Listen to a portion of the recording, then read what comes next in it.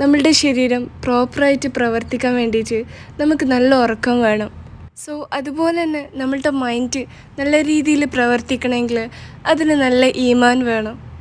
Hey, അസ്സലാമു അലൈക്കും. എല്ലാവർക്കും സുഖാണെന്ന് വിശ്വസിക്കുന്നു. സോ ഇപ്പോൾ വെക്കേഷൻ ആയതുകൊണ്ട് എല്ലാവർക്കും ഒരുപാട് ഫ്രീ ടൈം ഉണ്ടാവും അല്ലേ?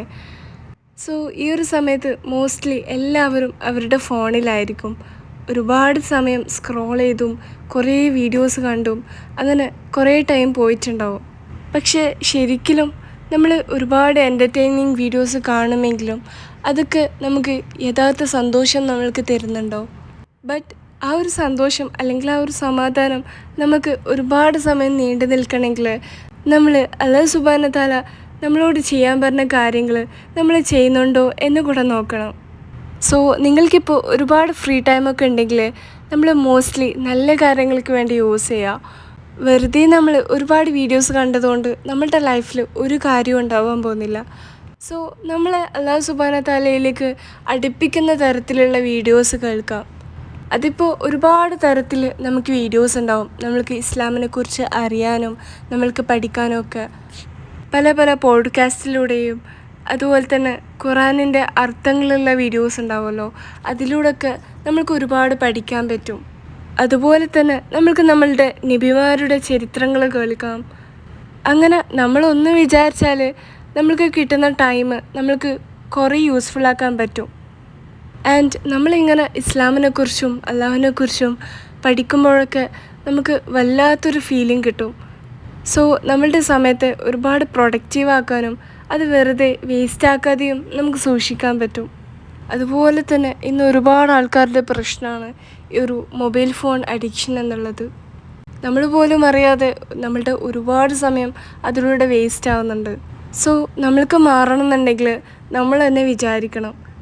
അങ്ങനെ നമ്മൾ മാറാൻ റെഡിയാണെങ്കിൽ പിന്നെ ലൈഫ് ഒരുപാട് ബ്യൂട്ടിഫുൾ ആയിരിക്കും.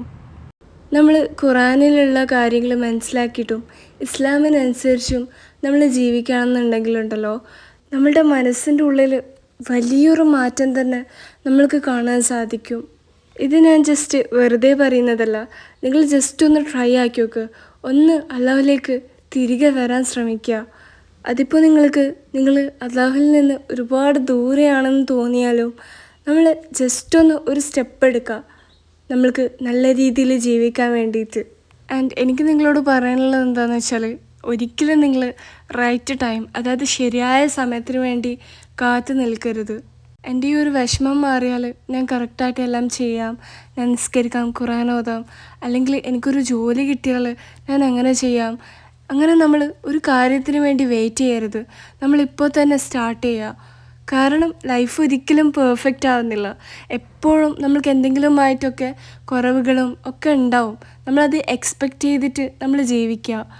സോ അപ്പോൾ നമ്മൾക്ക് അത്ര പ്രശ്നമുള്ളതുപോലെ ഫീൽ ചെയ്യില്ല. ഇൻഷാ അല്ലാഹ് നമ്മൾക്ക് എല്ലാവർക്കും നമ്മൾ വിചാരിക്കുന്നത് പോലെ തന്നെ നമ്മളുടെ ലൈഫിലും അത് ചെയ്യാൻ സാധിക്കട്ടെ. അതുപോലെ തന്നെ നമ്മൾക്ക് നമ്മളുടെ ഈമാൻ എപ്പോഴും ഒരുപോലെ കൊണ്ടുപോകാൻ സാധിക്കട്ടെ. ആമീൻ യാ റബ്ബൽ ആലമീൻ. സോ ഇതാണ് ഇന്നത്തെ ഒരു വീഡിയോ. നിങ്ങൾക്ക് ഈ ഒരു വീഡിയോ ഇഷ്ടമായിട്ടുണ്ടെങ്കിൽ തീർച്ചയായിട്ടും നിങ്ങളുടെ അഭിപ്രായങ്ങൾ കമൻസിലൂടെ അറിയിക്കുക. മറ്റുള്ളവർക്കും കൂടെ ഷെയർ ചെയ്യുക. ഇൻഷാ അല്ലാഹ് നെക്സ്റ്റ് പുതിയൊരു വീഡിയോ ആയിട്ട് വരാം. അസ്സലാമു അലൈക്കും.